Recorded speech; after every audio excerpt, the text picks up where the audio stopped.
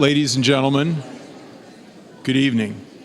I'm Crosby Kemper, the director of the Kansas City Public Library, and we're very happy that you're here, and we're honored that Mary Roach is here tonight, one of America's best-selling and wittiest writers. I do have a couple things I want to do before we get underway. I want to mention a couple of upcoming programs. The first thing I want to mention to you is a program we're going to start on May 3rd at our Ruiz Library. We've gotten some national attention for this. It's kind of appropriate given the subject that, the organic subject that Mary's going to be talking about, Mary Roach is going to be talking about, is we're starting a seed library at the, thank you, yeah. At the Ruiz Library, in which we will check out seeds to you, and you get to use them as you want during the growing season. But as we check out books and ask you to return them, we'll ask you to bring seeds back at the end of the growing season, and you know we'll have various programs, topics at the library, at the Ruiz Library. You know, vegetable garden basics, seed starting, water management, chickens in the city, my personal favorite. And one that Mary Roach, I'm sure, would be interested in, composting. So take a look for that. You know, we're doing a lot with urban farmers and the locavores and the organic movement in the city, which is really huge in Kansas City. I think on a per capita basis, we're doing more of that than any other city, and I think it's a great thing for a lot of reasons. Those of you who were here last night and hearing from Chris Leonard about the meat racket and the 8 billion chickens that we slaughter a year in interesting conditions, we'll know why. I do also want to mention, coming up here at the end of April, we've got a couple of great programs to go before we're done with April. We have Ian Morris, who is the Willard Professor of Classics at Stanford, a great writer, who will be defending war here at the Central Library on April 29th. He's written a book called War, What Is It Good For? Conflict and the Progress of Civilization from Primates to Robots. And he's a fascinating writer and a great topic. We have a return engagement from everybody's favorite commentator on World's Fairs, Robert Rydell, who's the world's great expert on World's Fairs, and he'll be talking about the 1939 New York World's Fair. You may have noticed that we're being a little counterintuitive while everybody else is doing World War I programming. We're doing our share, but we're also doing World War II programming, and 1939 is when it starts. So anyway, the New York World's Fair. And then in May, we have some really great programs coming up. And I'm sorry I'm burdening you with all these programs, but I'm so excited about them. I can't help it. I can't help myself. So as part of our organic locavore, urban farming, et cetera, our gardening theme with the Ruiz Library, et cetera, Mike Hendricks and Roxy Hamill, who've been in the library before, and many of you will know Mike from his writing for The Star, are going to be talking about growing food in Kansas City on May 3rd at the Ruiz branch. So look for that. And then as part of our ongoing series with Kauffman Foundation on what works in urban education, we've got Paul Tough with his very excellent book, one of the very best books written on education in the last few years, How Children Succeed, Grit, Curiosity, and the Hidden Power of Character, at the Plaza Branch on May 7th, Wednesday, May 7th. And then last but no, I've got two more, sorry. I'm very excited about the return engagement of Leo Dhanraj. Some of you might have heard him when he talked about his book on Tocqueville a couple of years ago at the library. He's just written what will become, I'm sure, the definitive book, the definitive biography of Jonathan Swift. He's retired a professor of English at Harvard, and it's Jonathan Swift, His Life and World, and that's on May 14th here at Central. Now, last but not least, we have, again, in our theme, our eating, digestive theme tonight. Charles Ferruzza, who many of you will know from being on the radio and being the Pitches restaurant critic, will be talking in our Missouri Valley Sunday series on the stockyards. You know, we have the stockyards collection. We're doing great things with that. You'll see exhibits, et cetera, ongoing about that in our Cowtown heritage. But Charles will be talking about steaks, stockyards, and sin, Kansas City's meat and potato past. Something that you can't miss. Well, tonight we are really excited about having Mary Roach here. She's certainly one of the wittiest writers in America. I want to start out by talking about what an elegant stylist she is, and tell you some of you will know that I have a love for great first sentences in books. And you know, the great first sentences, possibly the greatest first sentence was of any book was written in Missouri. It was The Joy of Cooking, the very first sentence of The Joy of Cooking, the first edition, sadly lost to later editions. The great first sentence of The Joy of Cooking: stand facing the stove. Doesn't get any better than that. You know, and I love my favorite may very well be from Scaramouche, Raphael Sabatini's romantic swashbuckler novel from I think the late 30s, made into a movie in the 40s. And the opening line of that is, "He was born with the gift of laughter and a sense the world was mad." Doesn't get any better than that. But with Gulp, Mary Roach joins at least the top 10. The first sentence of chapter 1: "The sensory analyst rides a Harley." God, I love that. I love that sentence. But I'm here tonight to tell you the truth about Mary Roach. I mean, her career is pretty extraordinary, and it is a career that makes her. I want to start out with a theme about Mary Roach's writing. Mary Roach would be the perfect date for the 6th grade boy in all of us. I mean, think about her writing. There's stiff about corpses. I mean, most writers want to write outside of the box. Mary Roach got inside the box in a very intimate way. She wrote Packing for Mars, how do astronauts go to the bathroom, which is probably the ultimate question for a 6th grade boy, is how do they, gravity. What happens when you eliminate gravity and everything sort of flies around? Bonk, her book about sex. By the way, probably the most interesting TED Talk that you will ever hear is Mary Roach's TED Talk entitled "The 10 Things You Don't Know About Orgasm." And I hate to admit it, I didn't know most of them. It's true. And now, finally, the ultimate journey, Gulp, the trip along the Alimentary Canal. And, she, at the very end of the book, she says that basically we, and when I say we, I'm talking about you, that we are highly evolved earthworms. And if you don't, believe that, I mean, you go through the book is extraordinary. I mean, here is a book that tells you the things that we didn't know, and really almost no one knew them about, things like unstimulated saliva. Think about that. This is the only book you are going to encounter in which not only does she refer to the classic 1859 issue of California Farmer, with its recipe for a nutritional extract made from Peruvian seaboard guano, but the recipe is here in the book. You can use it, and I've got to get the last one here, And here is information that I think is really important. I'm sure will repeat this in her talk, but this is so important you need to hear it at least twice, and we may put it up on our website. In 1973, the Center for Science and the Public Interest published a booklet, a food scorecard, about the protein quantity and quality of various foods. But one of the things they found was that 30% of all the dog food bought in housing, in public housing, was actually consumed by the residents of public housing. But wait, that's interesting, right? But the more interesting than that is they put Alpo into their rankings, the protein rankings of the foods that they were looking at, and it scored better than salami and pork sausage, fried chicken, shrimp, ham, sirloin steak, McDonald's hamburgers, peanut butter, pure beef hot dogs, Spam, bacon, and bologna.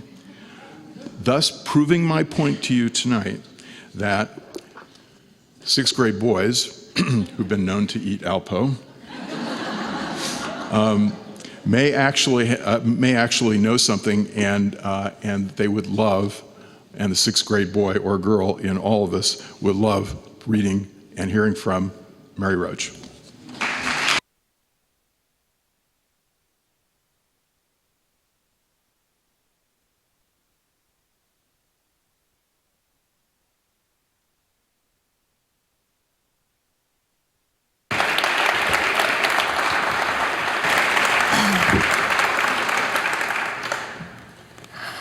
Well, good evening, everyone. I'm Kaite Stover, the Director of Reader Services here for the Kansas City Public Library, and I have the distinct honor of holding a conversation about all manner of interesting, likely disgusting, and ew-inducing topics for you this evening. And if I don't touch on your favorite topic from Gulp, we will open up the microphone and you can ask Mary whatever you'd like about any of her books. But Mary, I wanted to start with asking, in a previous conversation, I asked, what were some of your hobbies? You said you don't have any. This is your hobby. Why science? How did this become your hobby? It was a fairly random, I say that, but then people have asked me about, how did you get interested in science? And I never really got into the science classes I took in high school. But if you take it back further to fifth grade, it was my neighbor out in Etna, New Hampshire, a small town, my neighbor Becky Balch, and I remember we did this thing called the potted meat experiments, where we took little potted meat, we made little potted meat sandwiches, and it was winter, we hung one from a tree, we buried one in the snow, and then we had notebooks. We had no thesis, hypothesis, or goal, but we took little notes, and I kind of liked the process of science, I guess, more than the homework. So were you a strong student in chemistry, or did you blow things up in the lab? No, I wasn't particularly. I had a wonderful physics teacher. When I wrote Packing for Mars, amazingly, I remembered the principles of orbit. And I used things I'd learned in high school physics because I had a wonderful teacher who I had a crush on. So it always helps. But no, chemistry and biology, I didn't really get into that. How did you come to focus on science then in your writing career? Well, I wrote for this magazine in the 80s called Hippocrates, which isn't around anymore, but it was it had to do with medicine, health, the human body, and it was in San Francisco where I lived, and I ended up writing stories for them, and they would send me to the Common Cold Unit in the UK, where you'd go and be a subject, and they'd drip a virus up your nose, and once a morning the snot nurse would come, and you'd go like that, and the petri dish, and you'd go for walks, and you had a 30-foot string, so you were isolated, but you could have conversations, and assignments like that, which were so fun, and that was the beginning of my career in writing, and I stayed with science, particularly the human body, medicine, in that realm. Wrote for Discover. At some point, someone from Discover contacted me. So just kind of randomly, not through any planning or calculation on my part, just sort of blown by the winds of fate. Well, all that biology about the human body and the snot nurse makes me want to ask you, why the Alimentary Canal? Why did you want to research the human body from stem to stern? And what did you find most surprising? Well, the Alimentary Canal, well, first of all, there's so many books now about food and eating and cuisine and that sort of rapturous, beautiful writing all about food. We as a culture are very interested in what we put into our mouths, but not about what we swallow. So there's like suddenly the door slams and nobody wants to think about it anymore. And I thought, well, that would be kind of interesting to follow the food in its less beautiful state onward down the line, because it's such a Mary Roach place. It's kind of why didn't I think of this before? And the other thing is that it's a tube. We are like donuts. It's like a donut hole. It's almost more like the outside of the body. It's like an offshore gambling zone or something. There's like different rules apply in there. There's bacteria and smelly, awful thing. And we don't like to think about it. And anytime it's something we don't like to think about, I like to kind of prod people to think about it. Do you have a favorite port on the Alimentary Canal? Yes, yeah. Well, there's a port that I didn't know existed, the internal nostrils.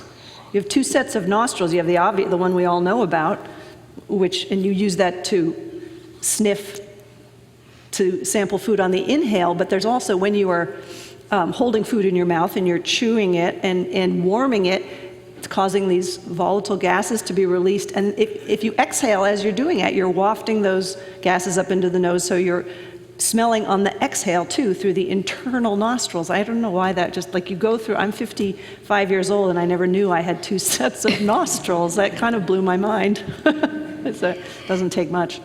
Well, that sort of leads me into the next topic that I subtitled Eyes, Nose, Mouth, and Mind Wide Open. How do our senses connect to help us form better connections between smell and taste and sight and psychology? How does that all work? And then we look at a plate of food.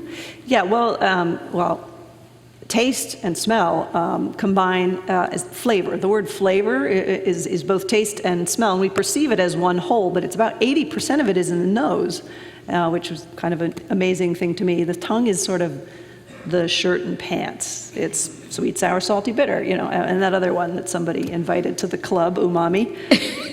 And everything else, citrus and melon and chocolate and all those amazing experiences you have when you drink wine or coffee, all of those wonderful volatile aromas, that's all going on in the nose. So the nose is tremendously important to the experience of eating, and yet we think that it's the mouth. And the interaction is interesting in that you can fool people. You can fool people into thinking that something, if you're like companies that are trying to make a low sugar version of something, if they make it put in a vanilla flavor or something people associate with sweet, people will perceive it. So there's all kinds of ways they'll perceive it as sweeter than it really is. So there's ways that the food industry kind of works around our perceptions. That's sort of just perceptual. And vision, this is an interesting. There's a classic study that gets mentioned a bunch that has to do with red and white wine. And there was at the University of Bordeaux, if I am remembering correctly, these are wine people, and they were presented with red and white wine and asked to write down descriptors. And they tried red wine and they wrote down a lot of descriptors, which are red wine descriptors. They try the white wine and wrote down words that you associate with white wine. And then they were given another set of wines. And this time it was like that Sanka ad where we've secretly replaced their their coffee with Sanka. This time they had taken the white wine and put this red dye in it, made sure it didn't affect the flavor, and presented that. And these people who know wine, now they started describing it as using red wine descriptors, which is not to say they're idiots or that wine tasting is bullcrap, but what it says is that we are visual creatures and that vision trumps taste and smell. And I experienced that not long ago it was a lunch for a Gulp, actually. With a bunch of food writers were there, and it was in New York, and it was a little dim, and I was eating what I thought was fish, but I thought it's just this really tough, kind of flavorless fish, but I ate it anyway. And then afterward, I said to my publicist, God, is it just me, or was that fish terrible? She said, Mary, that was chicken breast. It was hammered, so it looked like it had been flattened. It didn't look like a chicken breast. It looked like a piece of sole or something. I ate the whole thing thinking, wow, this is anyway, my visual system trumped my mouth was going, look, you idiot, this is obviously not fish. But anyway. And our minds are more willing to try and convince us. Your mind was trying to convince you you're eating fish. You're eating a bad piece of fish. Right. Just the vision was trumping anything that was going on in my mouth and nose. Yeah. That's interesting. I want to roll back just a little bit. You said that maybe some of the tasting of wine could be classified as bullcrap. Can you talk a little bit about sommeliers and their blind taste testing of wines? So what's that $10 wine doing in a $100 bottle? Well, I spent time in Napa Valley with a woman who is a professional. She's worked for the beer industry, the wine industry, olive oil. She's like a forensic olfactory person. You can bring her a batch of olive oil or wine, and if you're a company, and say, look, something went wrong, try this, and she can go, you know what, I'm getting a hospital smell. You used chlorinated water in the process, or I'm getting kind of salami and sewer dregs. You have sediment in your olive oil tank. It's this amazing forensics that she does, and it's not. The thing that was amazing to me about wine, because I'm not able, when I read the label and there's 15 adjectives, I can't taste any of them, and I just assumed it was marketing, which some of it is. But people in the industry, or if you can train yourself by, there's these kits you can buy with little bottles, like Le Nez du Vin, the nose of wine, with, here's a little chemical that is blackberry, and you learn. It's like learning a language. You learn these words almost. Here's black cherry. Here's tobacco. Here's all these different chemical constituents in wine, white wine or red wine. And once you learn those, then you can actually pick them out of a wine. It's kind of like learning, like when you listen to a symphony. To the uneducated ear, it's an overall sound, but someone who knows music can hear, the oboe, the clarinet, and hear the different parts. And so it's like that. So there is more to it than, yes, there is market. If there's 25 descriptors on a label, a lot of that is marketing, but those people are amazing. I tried out to be an olive oil flavor panelist. I was hoping you would talk about that. They had the public call for tryouts because the woman running it said it is easier to teach a know-nothing than a know-it-all. So she said, you are welcome. I know you don't know anything about olive oil, but come on down. And so I did, and I humiliated myself. Because most of the people in the room worked in the olive oil industry, and they were able. I tasted an olive oil that I quite liked, which was rancid and fusty. I'm like, do you have any bread? This is good.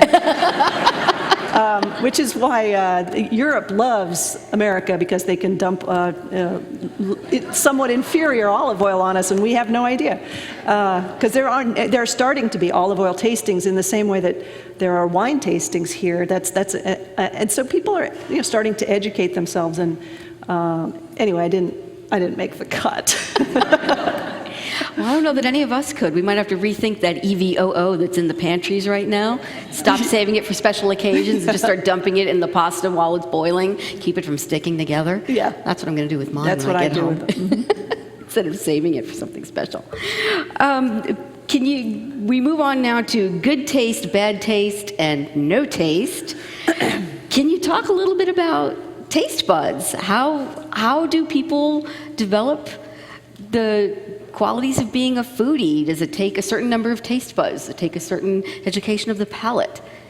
No, I don't think so. I think there are genetic differences, and some people are super tasters, so something bitter will seem very unpleasantly bitter to them. There are certain anosmias, people who can't smell a certain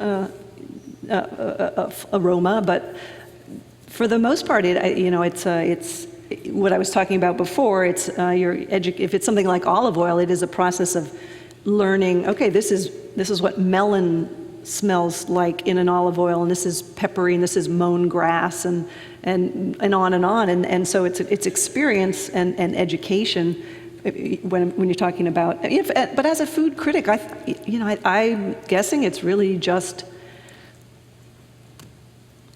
getting the job and having the confidence to say, my opinion counts. And I don't know that you need to be genetically have more taste buds or different taste buds or anything like that. Yeah. So I'm thinking about those professional tasters of ice cream or beer or olive oil, and even those folks who get paid to taste the pet food. That is mentioned in the book. That is a job. What kind of training do they need, and what does that entail? Well, there are professional flavor panels for mutton, for chicken McNuggets, for warmed over flavor, for everything you can possibly imagine. There's a group of people who've been trained, and again, it's learning those important component aromas, learning to recognize them, the good ones and the bad ones. It's important to learn the bad ones. A lot of what professional flavor panelists are brought in, they're looking for when a product has gone wrong, when there's off flavors or things are not quite right. They're very highly trained for a very specific item, like chicken McNuggets or warmed over flavor. And once there was actually a human pet food flavor panel. It is true. For the most part, it's done with dogs and cats. And that's interesting too, because I was at a place in the, somewhere outside St. Louis, but they make kibble, the coatings, the flavor coatings for kibble. And they've got dogs and cats that are the flavor panelists, and they kind of usher them in, and they can't fill out the forms. So the people who are observing have to be very keyed into the behavior, and dogs and cats are very, like a dog, one of the signs that the dog just absolutely loves the food is if it throws up, because it smelled so good that the dog rushes in and just eats it all up without even tasting it, takes in too much for the stomach to hold, and then reflexively regurgitates. You see that happen, you're like, this is a 10. This is a 10. The dog loves it. It doesn't mean the dog doesn't like it. It means the dog loves it. And with dogs, smell is critical. If you can get a dog to the bowl, the dog will eat.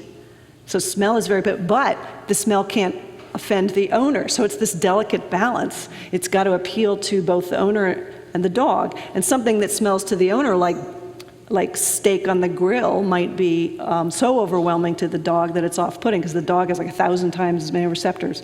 So it's not as easy as you would think to make a successful dog food. That was one but more. There was a flavor panel, and it was really above and beyond the call of duty, because there was a protocol. I saw the protocol, and there were two separate. You had to taste the meat chunk and the gravy gel separately, and you were required to hold and move in mouth for 5 seconds. Yeah. Ooh. Well, but it's nutritious. Crosby said so. It's good for us. Yeah. Well, the other thing I should point out about that's. Pet food is made with organ meats, which a lot of people think, oh, that's disgusting. I don't want my pet to eat organ meats. It's disgusting, byproducts, things like that. But in fact, organ meats are the most nutritious part of the beast. The liver and the kidneys and the lungs and all of that material that we kind of turn our noses up at. In the wild, a wild dog or cat goes straight for the gut, and the stomach contents, that's your salad. Whatever the animal, the antelope has been eating grain and grasses, and then the dog goes for the stomach contents and gets the vitamins there. So, in fact, that's why Alpo outranked all of those other meats, because it was made with organ meats. So don't turn your nose up at organ meats. I don't need to tell Kansas City that. No, not this town. Another interesting thing you noticed in the book was the variety of pet food that's out there for the consumer. That's really just for the consumer, isn't it? Our dogs and cats really can't tell the difference. Well, there was a cat is a true carnivore. A cat just wants to eat meat. You can get vegetarian cat food, which is completely a marketing. It's pet owners tend to project themselves onto their pets, and this we know because there's something called nudicles, which are silicone testicle implants. Okay, and for after your dog gets neutered, you can have them put into the scrotum. Okay, and there's small, medium, and large. And the guy who owns nudicles told me there's like a lot of beagles out there with extra large, and that's got nothing to do. That's not the beagle, that's the owner. I don't know. I think I smell a new book here, Plastic Surgery for Animals. So, yeah. That one's all for you. Well, we move on now to mouth bone, connected to the gut bone. You had to include a chapter on Elvis and his megacolon. Tell us about that. The most fascinating tidbit I took away from that is that he did not die of a drug overdose. Elvis Presley, yeah. I didn't really, when I started this book on the Alimentary Canal, I did not plan to include Elvis Presley. But what happened, I was interested in megacolons at the Mutter. I don't know if any of you have been to the Mutter Museum in Philadelphia. It's this wonderful collection of medical oddities. And the starring attraction is a megacolon, and it is literally, it is the same size around as I am. It is 28 inches in diameter, and and it's in this case, and you just see people just. It's like, quiet room, and it's a beautiful vitrine, like, museum style, and people just kind of, it's crazy. And it came, and there's photographs. I got an old paper about the guy whose megacolon it was. It was just a huge belly, and he died in the water closet, as they say. He died in the same way that Elvis died, which is straining, as they say. So anyway, Elvis was a victim of the technical term, the medical term from the journals is defecation-associated sudden death, which is what if you're extremely constipated and you're pushing too hard, you can get this sort of Valsalva response. Heart arrhythmia can set in, and you can keel over on the toilet on the throne as the king did. You asked me. So, and I spent a day and a half with Elvis Presley's doctor, Dr. Nicopoulos, who's in his 80s now.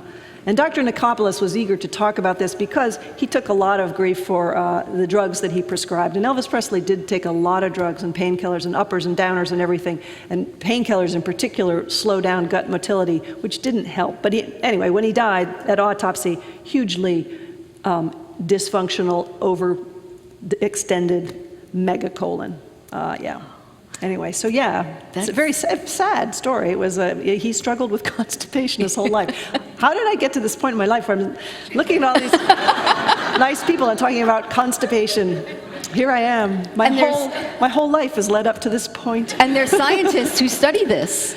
Yes. And they study. Well, megacolon it's often associated with it's called Hirschsprung's, and Hirschsprung's it's something normally you would see it as a child, and it's the end of the digestive tract. The colon doesn't.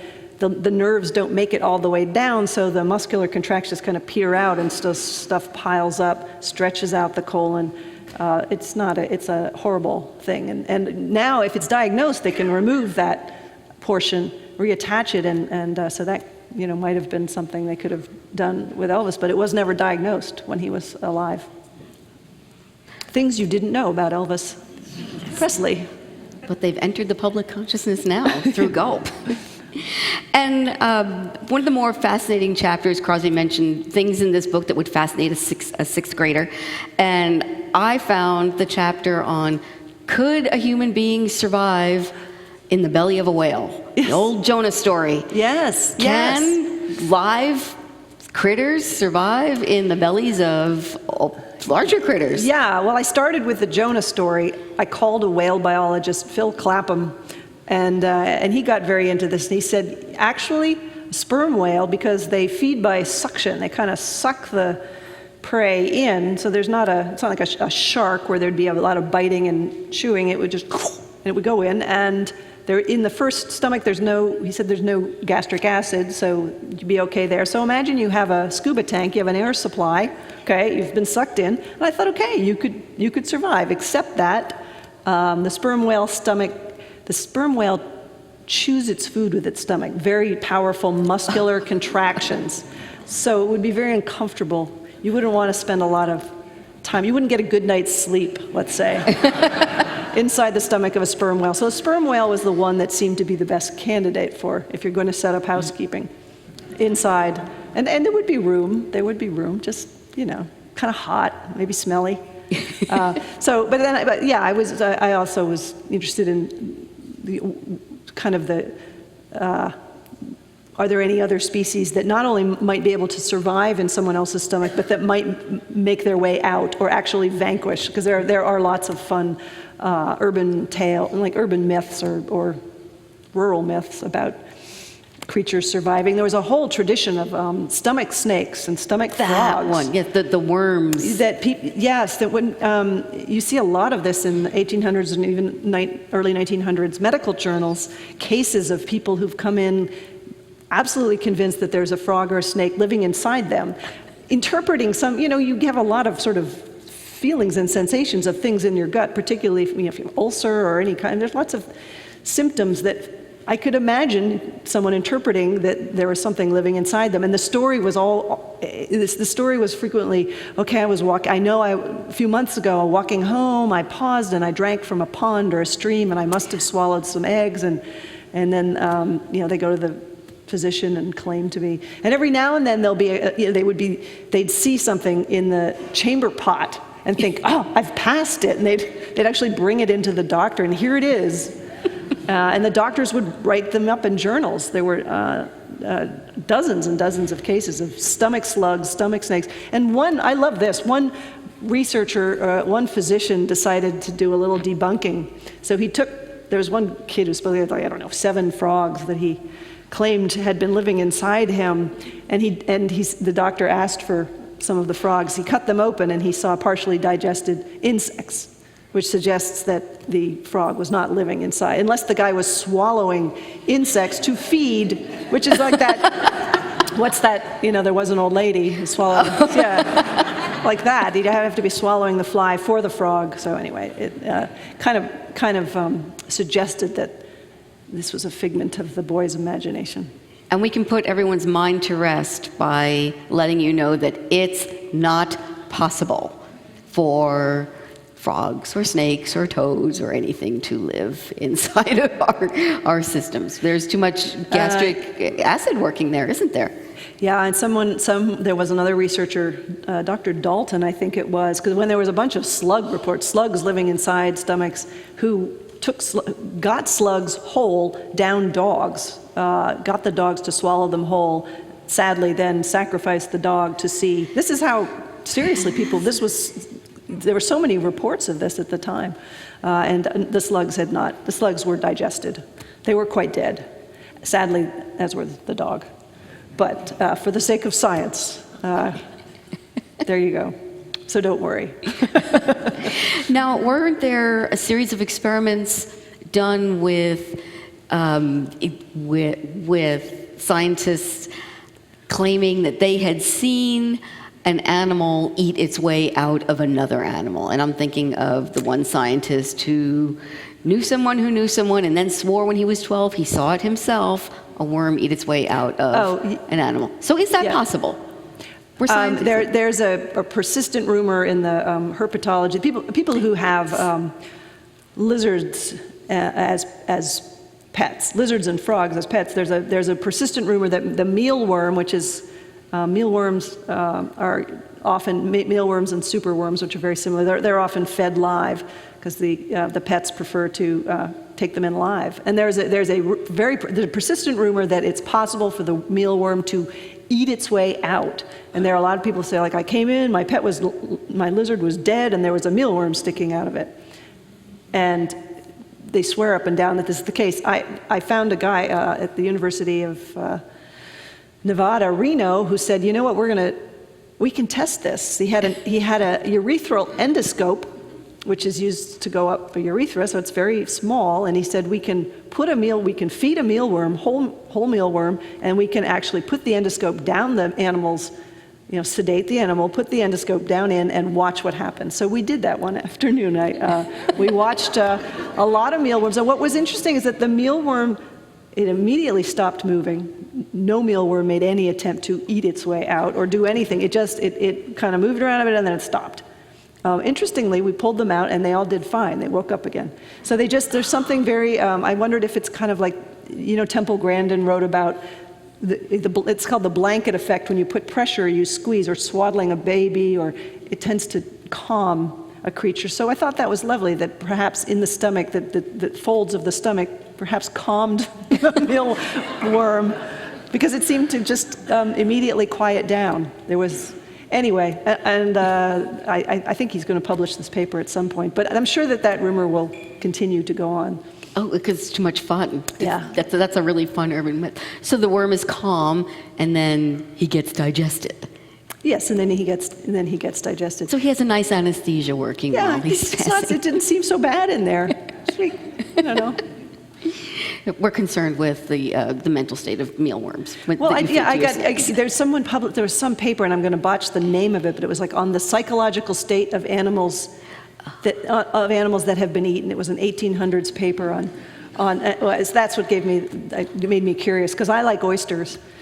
I chew my oysters, but there are people who swallow oysters whole, and I wondered how long. I contacted an oyster biologist, and he said that the pH of the stomach it actually kind of works as an anesthetic, a sedative. That's if they want. Never mind, I'm going into too much detail. But anyway, the other thing about oysters is that they have a really simple nervous system. They're like a couple ganglion or something. They don't care. They really don't care. It's too hot in there for them. They don't live very long. But anyway, another fun topic that came out of that chapter: dragons. Do they exist?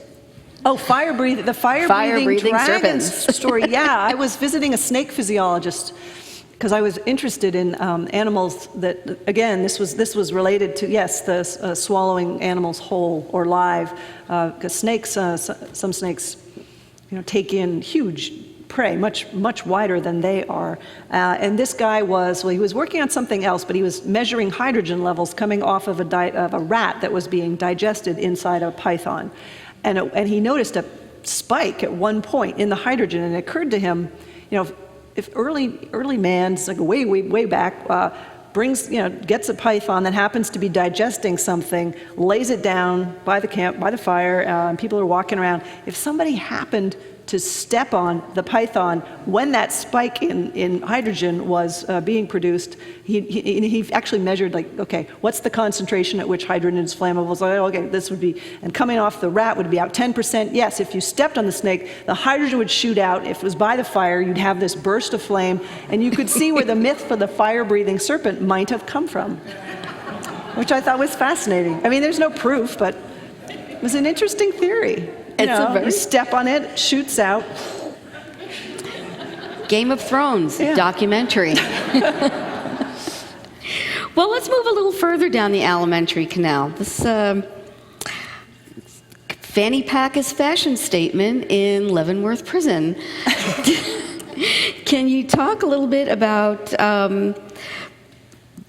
how do those inmates do that? If I tattooed Versace on one of them, you said I would have a designer wallet. Okay, I had to have a rectum chapter for the book, and I want, for all of my chapters, I like to have a setting somewhere, and there's really no Center for Rectal Research. There's no. Where is I going to go? And I thought, well, what is the rectum? It is essentially, it is a storage facility. It's a holding area where the material is dried out and held until you finish your conversation or whatever, and then you go and empty the compost bin. So it's a storage facility. I thought, well, who would have an interesting perspective on it?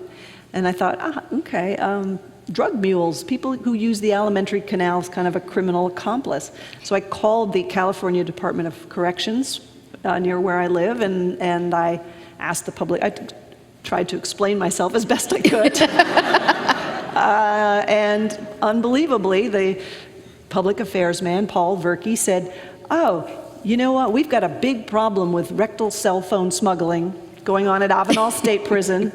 This was some years back before smartphones really took off. This was, because that's gotten to be, more of a challenge for the inmates. So inmates, you come in and out of prison, you go on work detail, and they're bringing in tobacco, which you're not allowed to have. They're bringing in phones. You're not allowed to have phones because they're carrying out business, whether it's drugs or having somebody killed. I don't know what they're doing on their phones, just talking to their mother. I don't know, but they're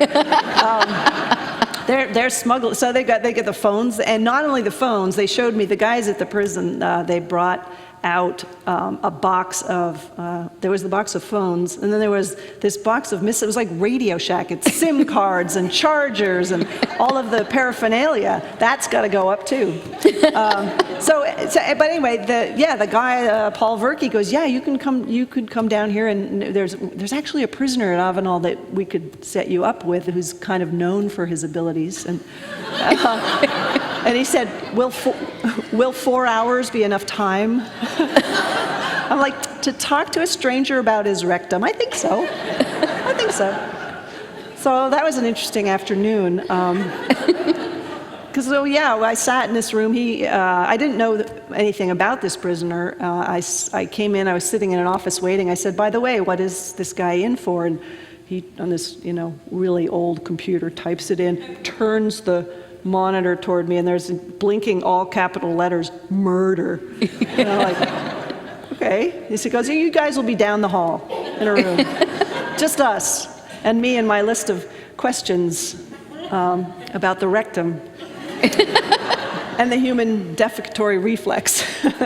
and prison needs. Anyway, but it was an interesting conversation. I mean, that whole topic of using the alimentary canal for smuggling. I mean, there's pros and there's advantages and disadvantages. Swallowing it buys you time, but on the other hand, if you don't pack it well, you run the risk of an overdose if it bursts open, or if the different bundles get caught, you can have a blockage, and that can be bad. The other end of it is that it's uncomfortable. And there's only, you can override the reflex, sort of the urge. You can manually override that, but the longer you do, the quicker it comes back, and with more insistence. So it's a kind of a battle of wills between you and your rectum, or your sphincter. So anyway, we had an interesting talk. And he was a nice guy, he said. He was a very nice murderer. Interesting how much force the mind has over the body for an activity such as that. And you write about there's only so much power your mind has over your body when your body needs to do something. There are cases. There's court transcripts for cases that have gone all the way to the Supreme Court, or people who are drug mules who've swallowed and then they're put in detention. And they manage to not let it go for days, and like 20 days, I think somebody was, and it went to the Supreme Court because you're only allowed to, you detain someone on a suspicion. You can't. It's supposed to be a brief detention, but they were holding like, okay, you're going to stay here till you go to the toilet, and they'd be like, okay, I'm not going to go, and the days would go by, and so it did. It made it this story of this one woman and her, her iron anal sphincter made it all the way to the Supreme Court. It was fascinating, yeah. That was an interesting case, the way it turned out, too. There were a number of those cases, yeah. Well, let's move on to eating as sport, gold medal gulping. How does one train to be a competitive eater? Because I know we've all experienced that feeling when we've eaten too much. How on earth does a competitive eater get past that feeling? Competitive eaters, there's one formal study that was done. A researcher brought a competitive eater and a regular eater into the radiology department with a lot of hot dogs and a side of barium, set them up in front of a fluoroscope, and watched what was happening. And the competitive eater didn't have a larger stomach, but it had it's compliant is the medical term, stretchy. And just almost like in the wild, predators top of the food chain predators tend to have very compliant, they can take down a whole gazelle and just, eat and lie around for days digesting, because they can lie around because they're top of the food chain. So competitive eaters tend to be people who, as kids, were like, I ate the whole 20-pack of chicken McNuggets and I was still hungry. They're not. It takes a lot for them to feel full. But anyway, they do push past further. And what I was curious about was the stomach. It's very difficult to rupture the human stomach. It has protective mechanisms. For example, if you stretch it enough, the stretch receptors alert you that you're in the danger zone for a rupture, and you will reflexively regurgitate. And so I asked this guy, Eric the Red, I believe his name was, and I said, so you're a human being and you have this reflex, how do you get around that? He said, well, this will sound gross, but we don't. It comes up and we just keep swallowing it back down, because the rules say the food can come up, but it can't come out. So he said a lot of the training, he goes, it's mental. I'm like, yeah, it's mental. It's mental. So, but they do, and it is mental. It is training yourself to keep going forward past the point at which anybody would ever want to keep going forward, because it's so uncomfortable. And they train with water because it's very expensive there'll be a lot of food. It'd be very expensive to train with food, and you'd gain weight. So they train with water, which is a dangerous thing to do, because too much water will kill you. If you consume too much water too quickly. So anyway, did your research turn up any competitive eaters who have died from overeating? No, I didn't. I don't know of I looked in the PubMed database for any instances of ruptured stomach. I think that there was a death, but it wasn't a stomach rupture. Stomach ruptures, in the literature, there are collections, because they're quite rare, and it tends to be when somebody's overeaten, and then the thing that gets them, the coup de grace, is the bicarbonate of soda that they eat because they feel horrible. They take too much. There's too much gas. The gas expands the stomach very quickly and can rupture it. So it's typically been the thing you took to feel better is the thing that ruptures your stomach. Occasionally, fermenty foods, like there was a young beer, someone who drank a lot of, this was in the early 1900s, too much young beer or sauerkraut, fermenty things that produced some gas, I guess that was. So it's more often the gas than the actual food itself, because your stomach usually takes matters into its own hands when things get to the critical state. It's nice to know that our bodies are doing everything they can to protect us when our minds are doing everything they can to damage our bodies. Well, even the lowly fart really is, if you have gas building up in a colon, at a certain point, if there's too much gas, again, stretch receptors, we have them all through the digestive tract, and it's a warning system. It's like, this is overextended, it might rupture. So the stomach, you can either burp or throw up, and if the colon is overextended, first of all, it hurts. You have gas pains, and then the safety valve. Let's ditch some gas. So it's a life-saving mechanism, the fart. It's good for your health. It'll save your life. Well, I'm going to ask you one final question, and then we'll open up the floor to all of your questions for Mary. And there's the microphone there, and if you'll just line up behind the microphone, we'll move along quickly, and we'll answer as many questions as possible before Mary moves on to signing copies of Gulp. But here's the last question for you, Mary. What's the most challenging thing you've ever done in the pursuit of science? Oh, yeah. You can pull from any of your books. All right. Well, when I was writing Bonk, Bonk is a book about the study of sexual physiology in a laboratory setting. In other words, bringing human beings into the laboratory to study arousal, the whole sexual response cycle. So to bring people in to the lab, a wonderfully awkward undertaking. And so that's what the book is about, and also the findings and the science. There are not a lot of studies that have involved couples. Masters and Johnson did a famous series in the 50s and 60s, but it was all anonymous. Virginia Johnson, quite old and ill, and didn't want to participate in anything I was doing. So I didn't have access to those people who came in, all of those people who came in and were documented. And so I came upon a study at one point. There was a researcher in London who did these ultrasound, four-dimensional, as in 3D over time, like movies, ultrasound 3D movies of different parts of the body. He was written and published in Lancet. The man was legitimate, and he'd done one of the erecting penis, his own.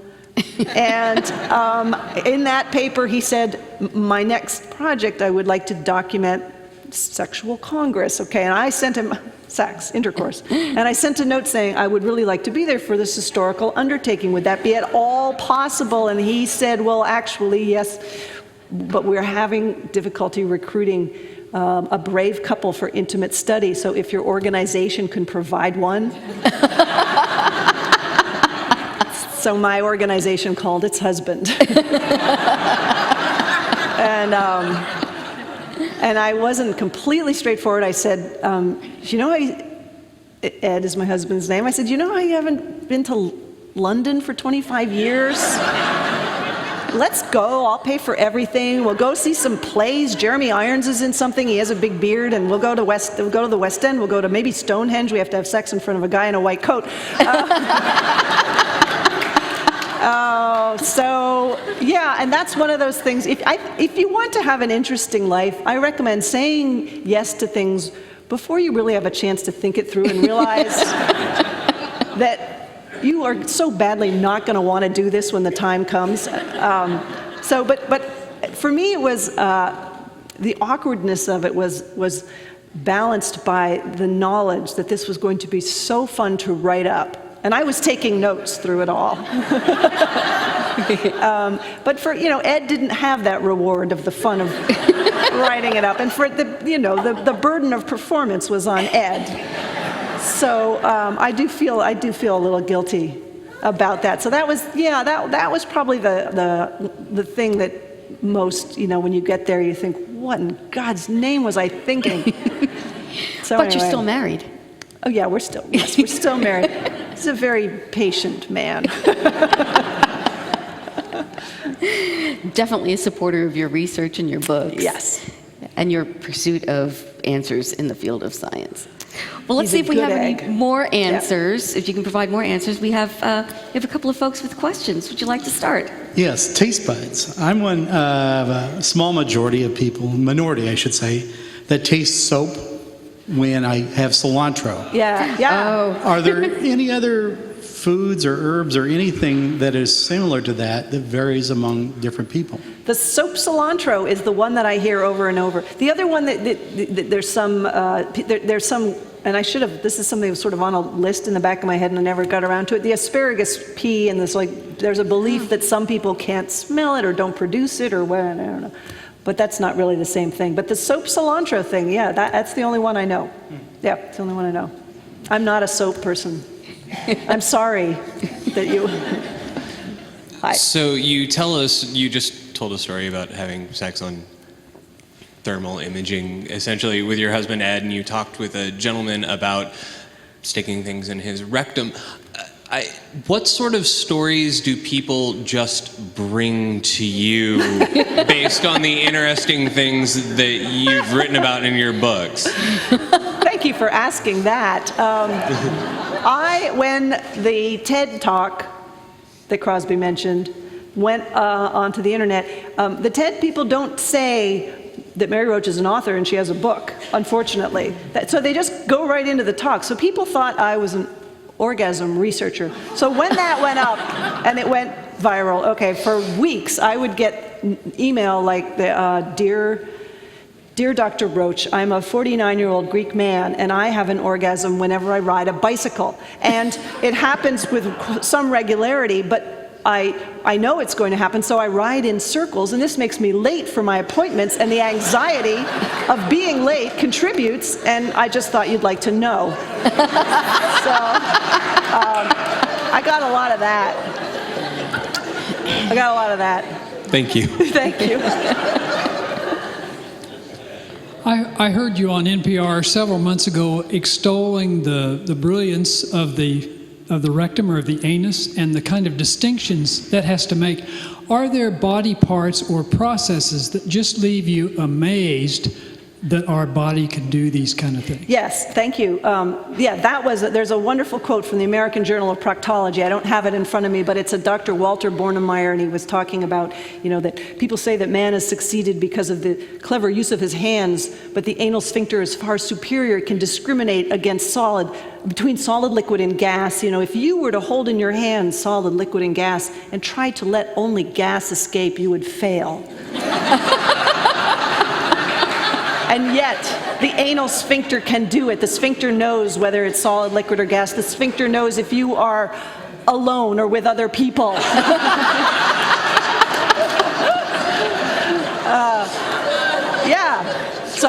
A round of applause for the anal sphincter. Yay for my butt. But that's an amazing one. But also, I love this one. I was in the Netherlands. Where there's a bunch of oral processing scientists who study things that go on in the mouth. And this man who has studied for 30 years chewing was talking about teeth and the jaw's ability. When you say you're biting on a peanut and you're applying this force, and then at a certain point the peanut gives way, and if you didn't adjust the force, your teeth would smash together and you could break your teeth. So there's this thing that happens as the peanut gives way, the muscles cut out, the muscles of the jaw, and it's called the quiet period, where if you'd hooked up an electromyograph to the muscles, they would cut, and that way protecting your teeth. And who knows the things your body is doing on your behalf. So there's lots of stuff like that. Thank you for asking that question.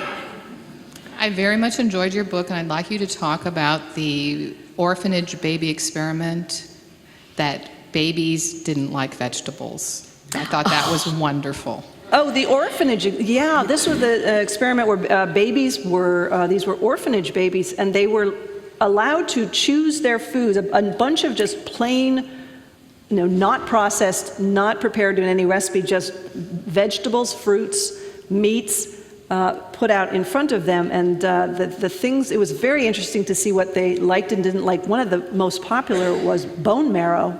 Kind of thing that you wouldn't necessarily expect. Some of the more scary things, like I think there was an organ meat as well that was popular.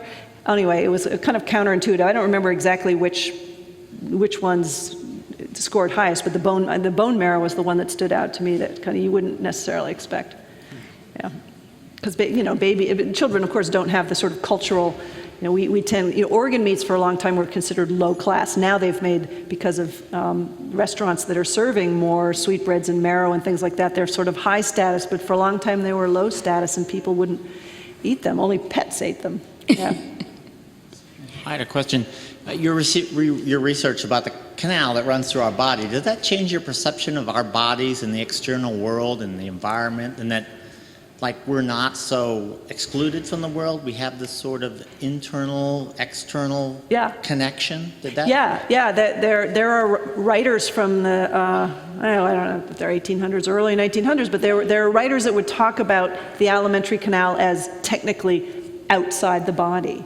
It's because it's this zone of most places in the body you don't want to have bacteria. You can get sepsis and die, and so it is kind of the outside world within. But on the other hand, we have this tremendous microbiome, these trillions of bacteria in the gut, and you talk to people who know this work and who work with the microbiome, and like this one researcher, Dr. Korutz in Minneapolis, said,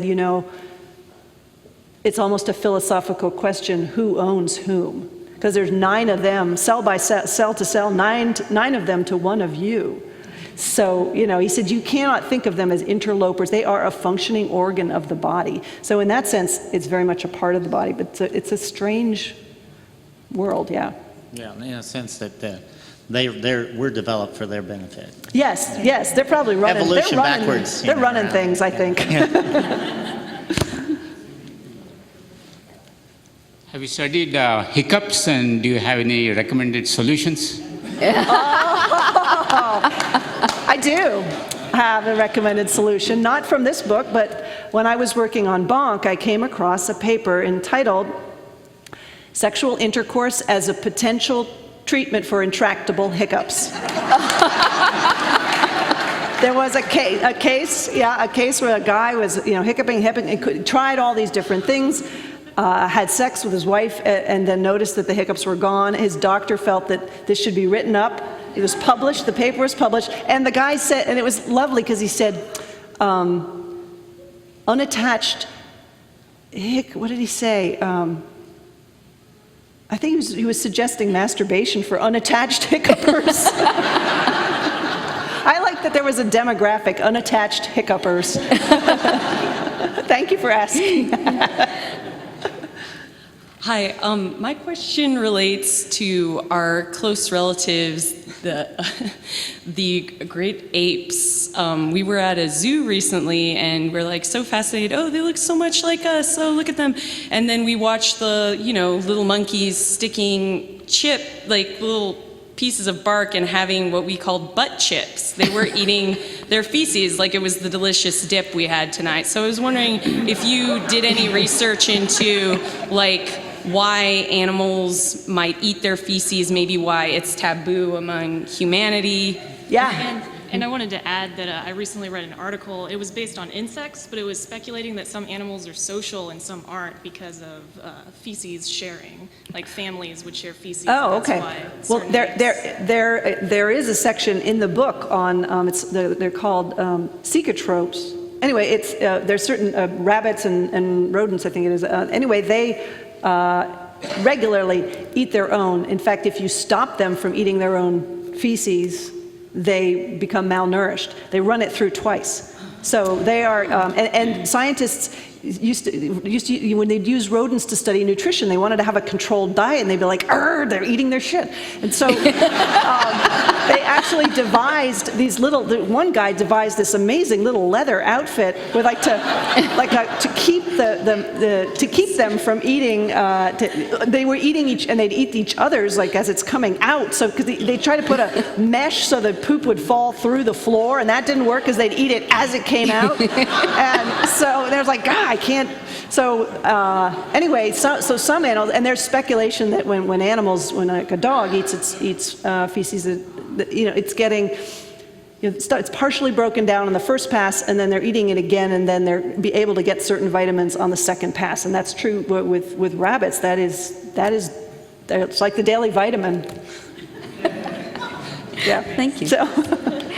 Well, the secret side to science that we never knew.